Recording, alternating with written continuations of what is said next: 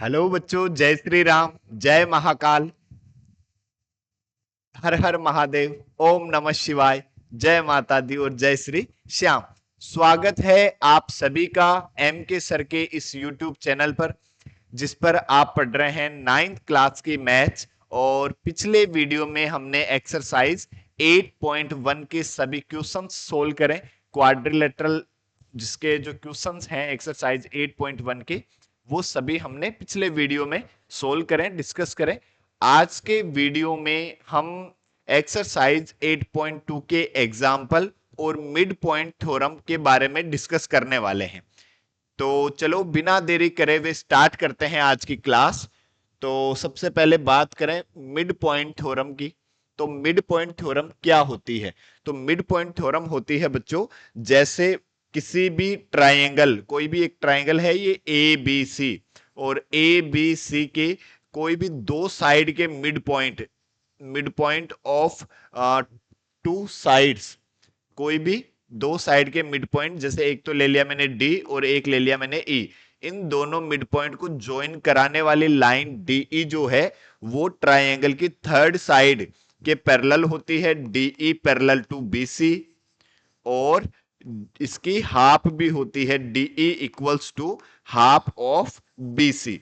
Means किसी भी triangle के कोई भी दो साइड के मिड पॉइंट को ज्वाइन कराने वाली लाइन ट्राइंगल की थर्ड साइड के पैरेलल होती है और ट्राइंगल की थर्ड साइड की हाफ भी होती है। Clear? This is the mid point theorem. Now again, यदि मान लो ये जो डी है वो मिड पॉइंट है ए बी का, ए बी का मिड पॉइंट क्या है? डी। ये तो पहला केस हुआ। यदि एक और दूसरे केस की हम बात करें, if D is mid point of A B, D जो है वो ए बी का मिड पॉइंट है, और डीई जो है वो पैरेलल गिवन है किसके? बीसी के।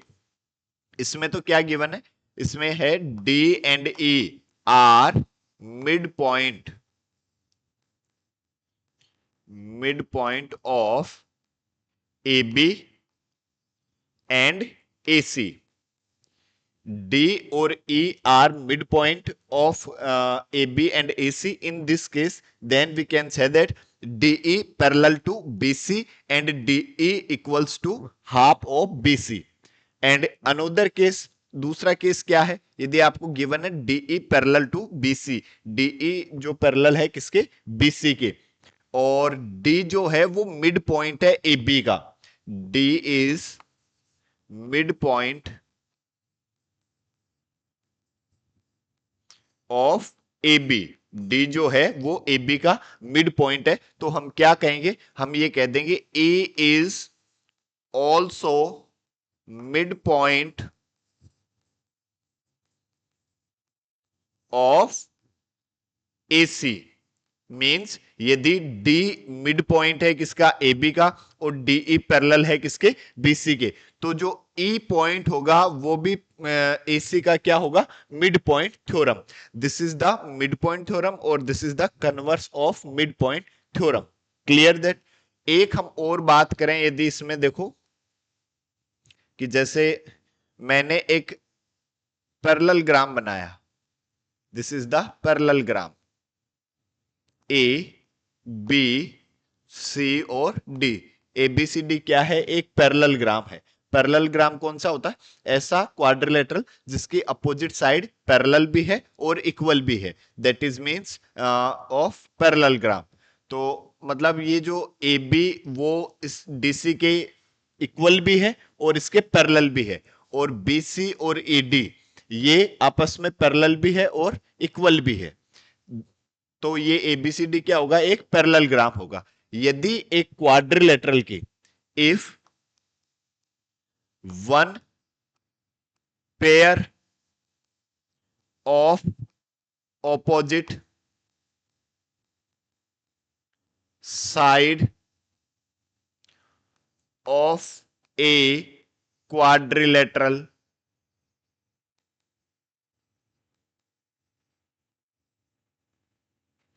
Are equal and parallel,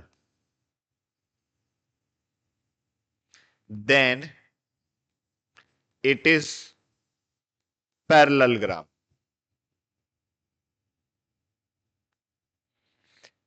means यदि किसी एक क्वाड्रिलेटरल का एक अपोजिट साइड का पेयर पैरेलल भी है और इक्वल भी है, तो भी वो हमेशा क्या होता है, पैरेललोग्राम होता है।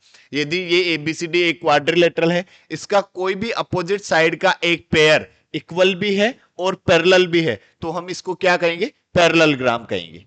क्लियर? ये ही कॉन्सेप्ट जो है यूज होने वाले हैं पूरी एक्सरसाइज 8.3 में। कौन कौन से?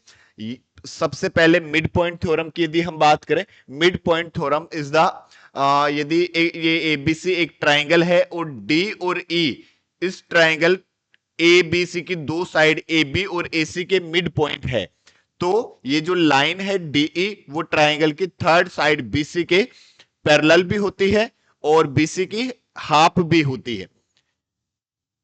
डी और ई, ये जो लाइन है डीई वो बीसी के पैरेलल भी होगी और डीई बीसी की हाफ भी होगी। सेकंड केस, यदि डी जो है वो मिड पॉइंट है किसका, ए बी का, और डीई जो लाइन है वो पैरेलल है बीसी के, तो ई जो होगा वो भी एसी का क्या होगा, मिड पॉइंट होगा। This is the case number 2। And third case, यदि किसी एक क्वाड्रिलेटरल के दोनों अपोजिट साइड के पेयर में एक पेयर पैरेलल भी है और इक्वल भी है, तो भी वो क्वाड्रिलेटरल एक क्या होगा, पैरेललोग्राम होगा। क्लियर है? That is point of the exercise 8.2। अब यदि हम बात करें next theorem 8.8, the line segment joining the mid point of two sides of a triangle is parallel to the third side. इसको हम यदि प्रूव करना चाहें मिड पॉइंट थ्योरम को, कह रहा है कि the line segment joining the mid point of two side, जो डी और ई है वो ए बी और ए सी के मिड पॉइंट है, तो इनको ज्वाइन कराने वाली लाइन ट्रायंगल की थर्ड साइड के पैरेलल होती है और उसकी हाफ भी होती है, parallel to the third side की पैरेलल होती है। तो अब इसको यदि हम प्रूव करें, तो मैंने देखो इसमें कंस्ट्रक्शन किया, क्या कंस्ट्रक्शन किया मैंने, इस पॉइंट ई सी से ये जो लाइन है बी ए, इसके पैरेलल एक लाइन ड्रॉ कर दी, किसके, बी ए के पैरेलल एक लाइन ड्रॉ कर दी और इसको मैंने आगे और बढ़ा दिया, जो इसको इस पॉइंट एफ पर कट कर रहा है, ये मैंने इसमें कंस्ट्रक्शन करी। तो इसको हम लिखेंगे क्या, हमें गिवन तो क्या है, हमें गिवन है कि D and E are mid point of A B and A C respectively.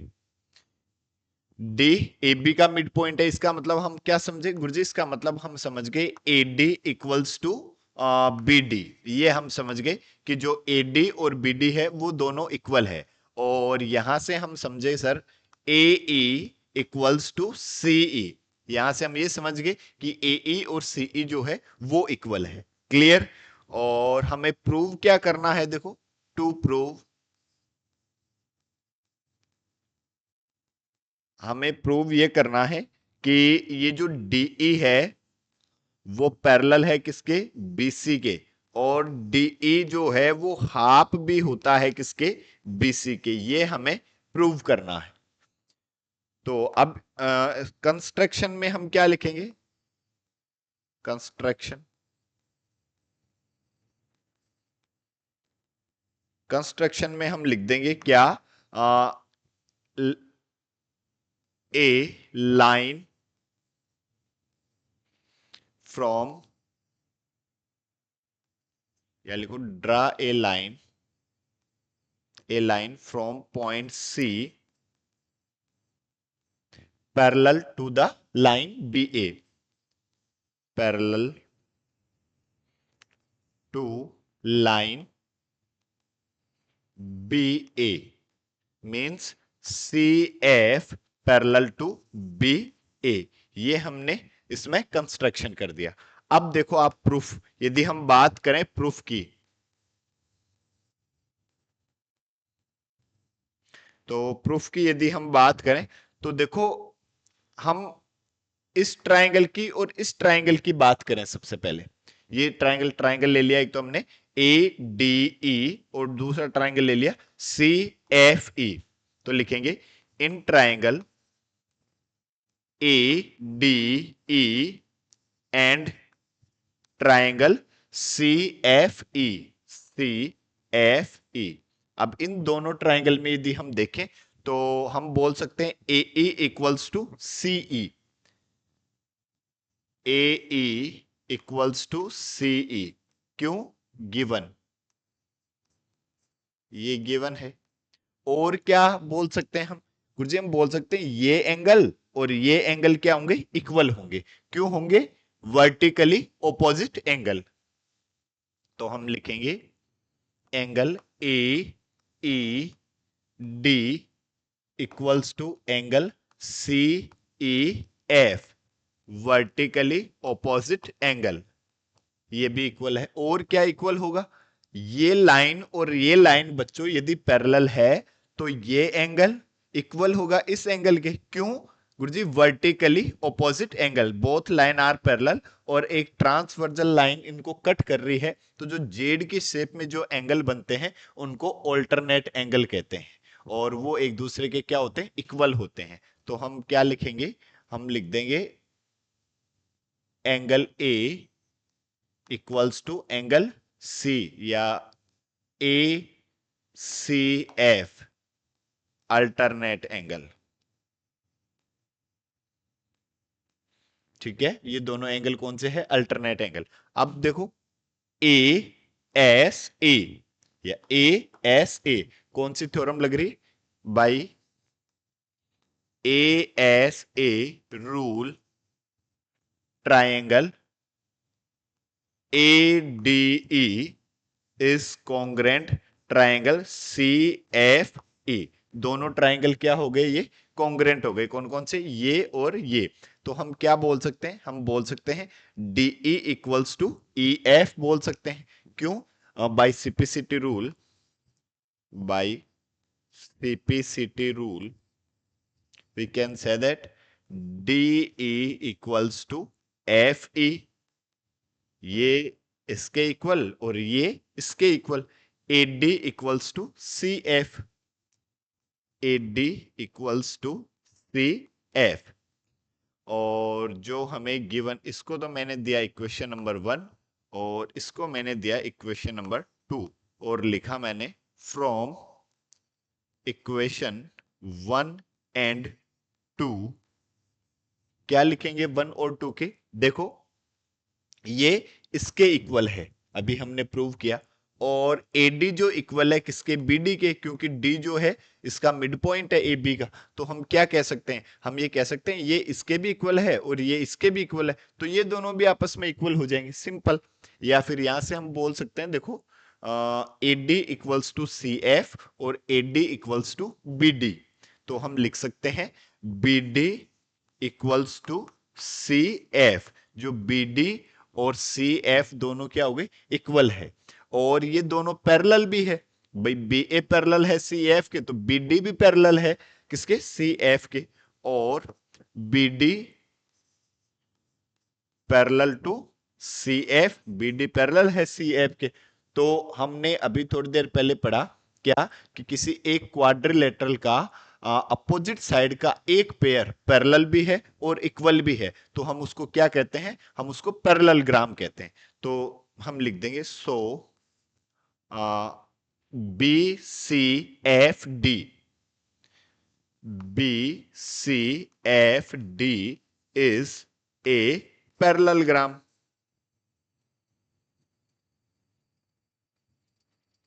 और यदि ये एक पैरेललोग्राम है तो इसकी जो अनोदर अपोजिट साइड का पेयर है वो भी इक्वल होगा। मतलब हम लिख सकते हैं BC इक्वल्स टू DF, और क्या लिख सकते हैं? और BC parallel to D, BC parallel to DF। और यदि डी एफ है तो हम ऐसा भी लिख सकते हैं BC पैरेलल टू DE। भाई डी एफ और DE तो एक ही लाइन है, ठीक है। अब इसको हम और क्या लिखें, देखो ये एक तो हमारा प्रूव हो गया। अब यदि हम इसकी और बात करें, देखो जैसे इधर लिखते हैं, आपको गिवन क्या है, BC इक्वल्स टू DF।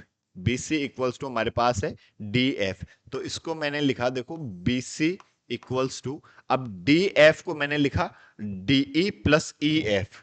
और ये E जो है ये दोनों इक्वल है, हमने पहले प्रूव कर दिया कॉन्ग्रेंट जब हमने प्रूव किया। देखो DE इक्वल्स टू FE, ये दोनों इक्वल है। तो इस DF को मैं लिख सकता हूं 2DE। जैसे इसको मैंने लिखा डी एफ को मैंने लिखा देखो D F equals to DE plus EF, और EF की जगह भी मैंने लिख दिया क्या, DE, क्योंकि दोनों इक्वल है तो DE प्लस DE 2DE। तो DF को हम क्या लिख सकते हैं 2DE, और इस 2 को उधर ट्रांसफर कर देंगे तो 1/2 BC इक्वल्स टू DE। यही हमें सेकंड में प्रूव करना था। मीन्स क्या समझ में आया कि किसी भी एक ट्रायंगल की कोई भी दो साइड के मिड पॉइंट को ज्वाइन कराने वाली लाइन ट्रायंगल की थर्ड साइड के इक्वल, थर्ड साइड के पैरेलल और थर्ड साइड की हाफ होती है हमेशा। That is means of mid point theorem. Clear है।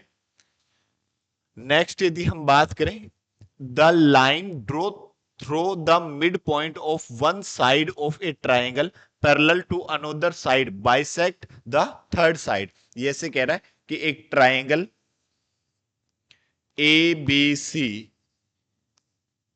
की एक साइड का मिड पॉइंट है D, और ये लाइन है DE जो पैरेलल है BC के, मतलब DE पैरेलल टू BC, और गिवन है D is the mid point of AB। तो ये जो E होगा वो AC को बाइसेक्ट करता है, मतलब वैसे ही उसी की कन्वर्स है, ठीक है। तो E is also mid point of AC। तो हम लिखेंगे कि D is mid point of AB, then A is also midpoint of AC, मतलब AE इक्वल्स टू EC, ऐसा होगा हमेशा। क्लियर है। This is the converse of mid point theorem. और ये जो मिड पॉइंट थ्योरम है, देखो मिड पॉइंट थ्योरम, इसको हम शॉर्ट में MPT भी लिख देते। This is the short form जब हम क्वेश्चन करते हैं बाय मिड पॉइंट थ्योरम, तो उसको हम शॉर्ट टाइप में MPT भी लिख देते हैं। कहीं पे आपको बुक में कहीं पे लिखा हुआ दिखे MPT, तो आप क्या समझेंगे, मिड पॉइंट थ्योरम की बात कर रहा है। क्लियर है। चलो नेक्स्ट की बात करते हैं।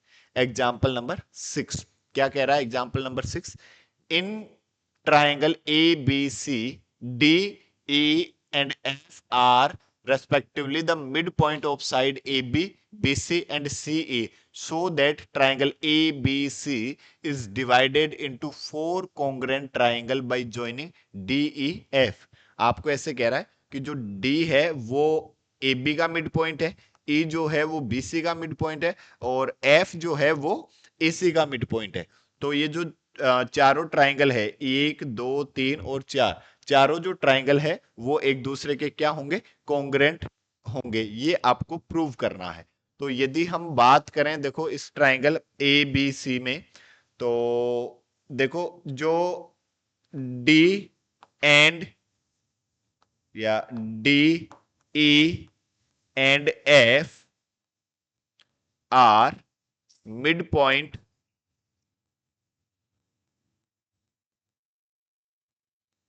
Of AB, BC and AC respectively.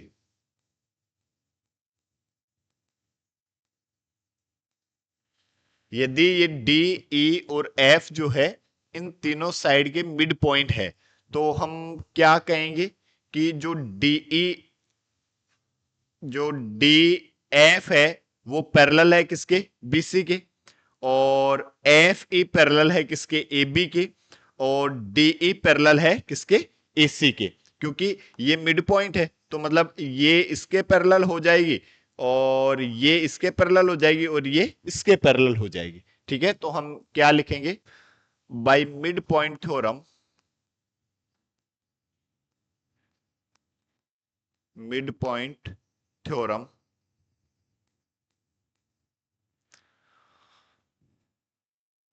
D F parallel to B C और E F parallel to A B और D E parallel to A C. ऐसा होगा, देखो तीनों क्या हो जाएगी, एक दूसरे के पैरेलल हो जाएगी। और यदि पैरेलल हो जाएगी तो देखो, अब यदि हम बात करें in quadrilateral,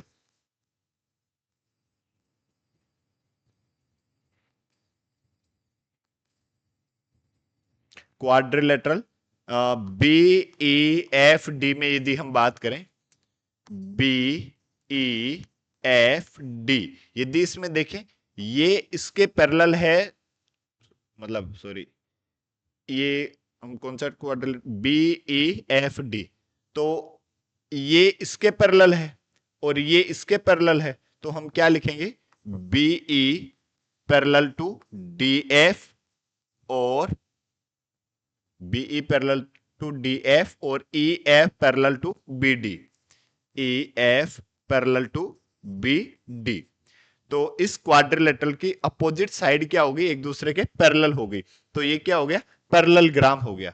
so it is a parallelogram.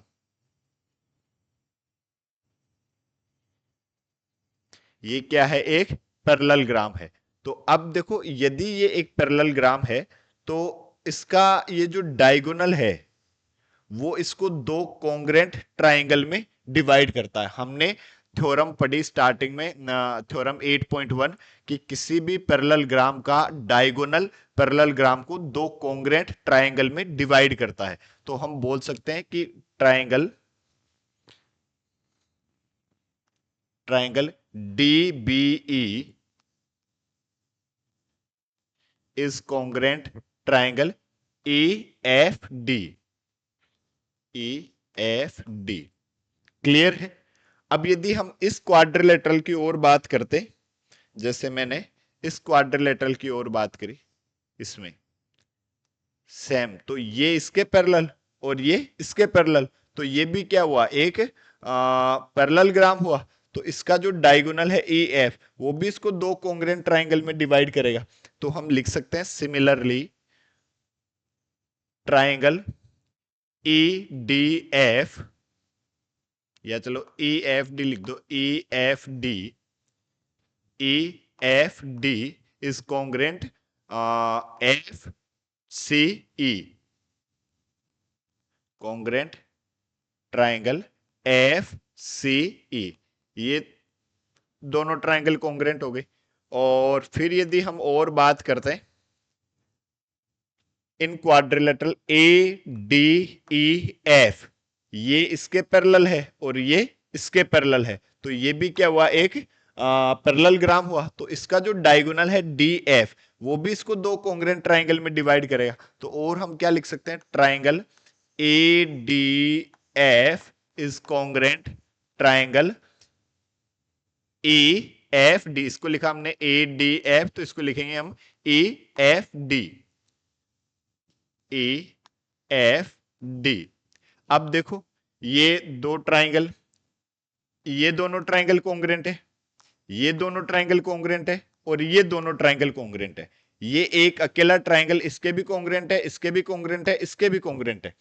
तो सभी ट्राइंगल क्या हो जाएंगे, एक दूसरे के कॉन्ग्रेंट हो जाएंगे। तो all four triangles are congruent to each other, hence prove, यही हमें प्रूव करना था। बोलो जय श्री राम।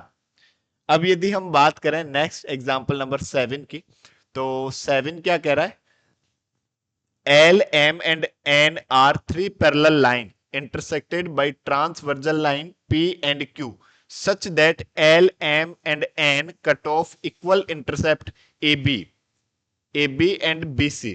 मतलब आपको AB और BC ये इक्वल गिवन है, ये और ये इक्वल गिवन है, और line L, M and N all three lines are parallel so that L, M and N cut off equal intercept DE and EF। DE and EF मतलब आपको prove करना है कि ये DE और EF भी क्या है, इक्वल है। तो हमें गिवन तो क्या है सर, हमें गिवन है, हम लिख देंगे क्या कि देखो बच्चों हमें गिवन है L parallel to M parallel to N, तीनों लाइन पैरेलल है। और क्या गिवन है सर, और गिवन है AB इक्वल्स टू BC, ये हमें गिवन है। तो और प्रूव क्या करना है, देखो बच्चों लिखेंगे टू प्रूव, हमें केवल इतना सा प्रूव करना है कि गुरुजी DE इक्वल्स टू AF, ये हमें प्रूव करना है। तो देखो प्रूफ,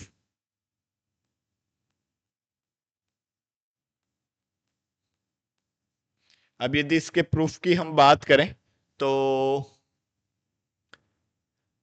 जो हमने पढ़ी converse of NPT mid point theorem की कन्वर्स, ये बी पॉइंट जो है ये एसी का मिड पॉइंट होगा क्योंकि ये ए बी इक्वल गिवन है बीसी, ये इसका मिड पॉइंट है। तो एक ट्राइंगल की एक साइड के पैरेलल लाइन और एक साइड का मिड पॉइंट, तो ये जो पॉइंट होगा जी वो क्या हो जाएगा, ए एफ का मिड पॉइंट हो जाएगा by converse of mid point theorem. तो A B equals to B C और B G parallel to CF, so converse of midpoint theorem MPT क्या हो जाएगा, हम क्या लिखेंगे AG इक्वल्स टू GF, मतलब कि ये जो G होगा वो AF का क्या होगा, मिड पॉइंट होगा। और फिर यदि हम ये इसकी बात करें, इसका मिड पॉइंट हो गया और ये लाइन इसके भी पैरेलल है तो ये भी इसका मिड पॉइंट हो जाएगा, सिंपल। अब यदि हम और इसमें बात करें कि AG इक्वल्स टू FG, ये दोनों इक्वल है, AG इक्वल्स टू FG और GE parallel to AD, GE parallel to AD, so हम क्या लिखेंगे, E is also midpoint of FD by converse of midpoint theorem. E is also midpoint